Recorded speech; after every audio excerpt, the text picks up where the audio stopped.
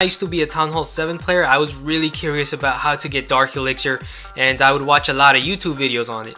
Unfortunately, there aren't many good attack guides on YouTube that teaches you guys the fundamentals of farming. So I've decided to make my own guide because I do consider myself to be an expert on this, as I farmed both my Barbarian King and Archer Queen to level 40 and have stolen over 11 million Dark Elixir on my main account. So in this video, I'm going to teach you guys how to break down an attack and easily be able to steal a lot of Dark Elixir fast. And it only requires a few simple steps and you'll be a pro in no time.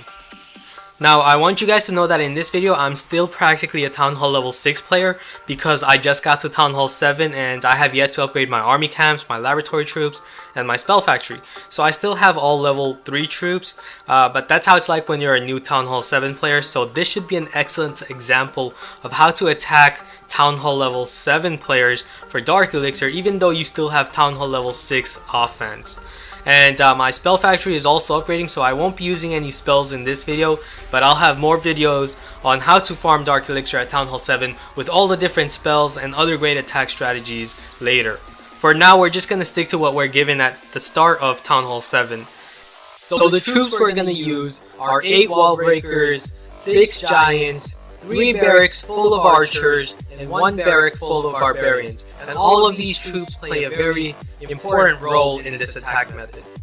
Now, the first thing you want to do when planning out your attack is you need to create a funnel. As otherwise, if you just send out your barbarians and archers towards this direction, they're not going to go right towards that Dark Elixir. What they're going to do instead is they're just going to go around the base. They're going to go around this way, towards the left, and towards the right. Why? Because you have all of these outside structures here. And because you have all of these outside structures aligned right here at the exterior, all your barbarians and archers are just going to follow those structures instead of going inside the base. So how can we make sure to have all our barbarians and archers go straight towards the inside for that Dark Elixir?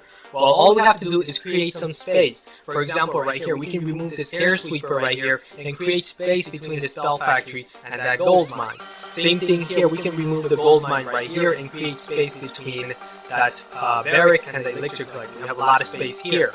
So then what we can do is send out our barbarians and archers behind them, because the barbarians are going to shield for the archers.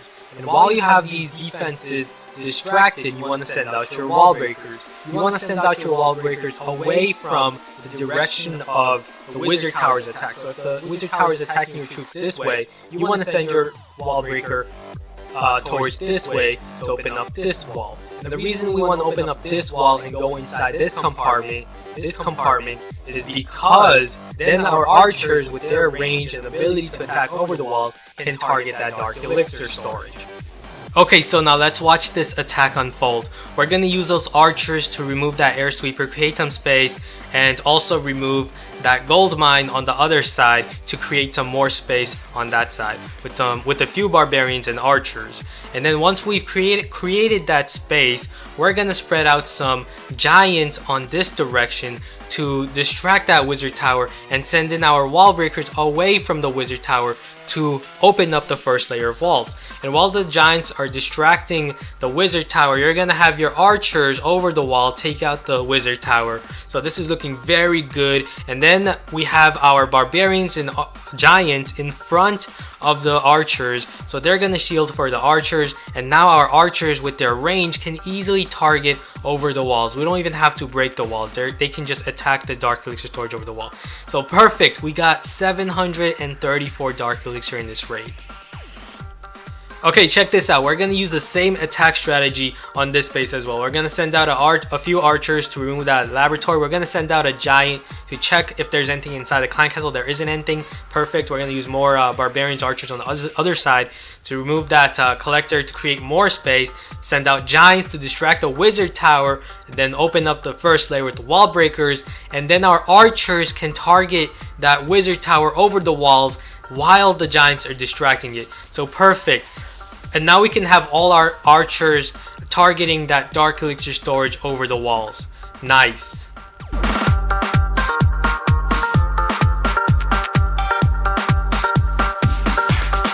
Now, one very important thing that I want to note is how quickly I'm deploying my troops. As you can see, I'm deploying them here, here, here, all at once. So how am I doing that? I'm using 3 fingers and I'm holding down onto the screen. This way I can quickly deploy all my barbarians and archers at once. And it's very important to quickly deploy your barbarians and archers, because the quicker you deploy them, the bigger your group of army is, and that way you can overwhelm these defenses better.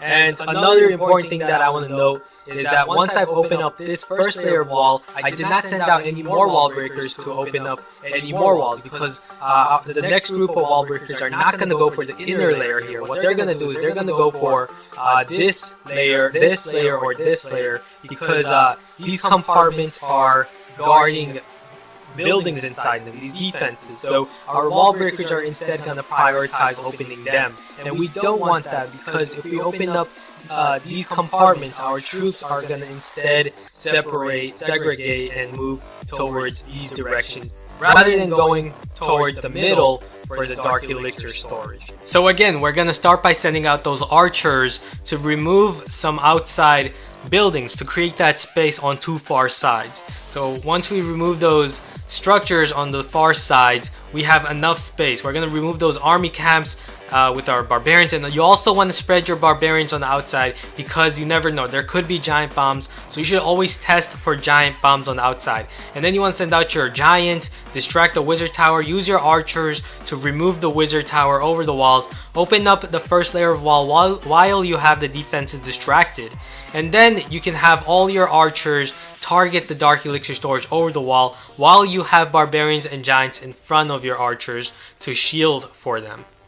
So awesome, we got over 1,100 Dark Elixir in this raid. Now another very important thing that I want to note is how I'm deploying my wall breakers. As you can see, I have wall breakers here and here that are largely separated. Why are they separated? Well, mortars do splash damage, and they also fire every 5 seconds. So if the mortars catch one of my group of wall breakers, then I can have my other group of wall breakers make it safely. I have a very good chance. And that's why I'm separating them to increase the chance of me opening up this layer of wall. Also, I'm also deploying my wall breakers at this time because, as you can see, I've already destroyed the buildings inside these 2 compartments. And what this means is that now my wall breakers are going to ignore both of these compartments, and they're going to go for the wall that's guarding the next closest building. So here, it's either this mortar or that Dark Elixir storage. Since I deployed them here, they're going to go towards that layer protecting the Dark Elixir storage. So the first step is to check the clan castle. Here there's a dragon inside. So how do we deal with dragons? Well, all you have to do is pull them outside towards an open area, and then what you have to do is spread your troops. You have to spread archers around that dragon, because dragons do splash damage just like wizard towers. So never attack a dragon right in front of it. Instead, surround it with archers, and this way you can confuse the dragon, and you can also even deploy a barbarian under it to keep it distracted while your archers easily kill the dragon. So here we've easily killed the dragon, and then we're gonna use our standard method of attack. We're gonna create some space, remove some side structures, those army camps and the other army camp here, and then we've created that space. And then deploy your barbarians, spread them around, check for giant bombs. We activated a giant bomb there, perfect. And then you can send out your giants to shield for your archers behind them. And here we can deploy all our archers and barbarians at once. Use 3 fingers to quickly do so. We're not gonna send out our wall breakers yet. We're gonna have to first remove those buildings, and now we can send them out. But we already have our giants and barbarians in front of the archers, so now the archers can easily target the Dark Elixir storage over the walls. And that's gonna be over 740 Dark Elixir. Awesome. So for my attack log, as you can see, in the last 3 raids, I made over 2400 Dark Elixir in just 23 minutes. So at this rate, I can probably get the Barbarian King in just 2 hours. So you can see just how effective this attack strategy is, and also how efficient it is. Because this army trains very quickly, you can do a lot of raids in very little time and make loads of Dark Elixir.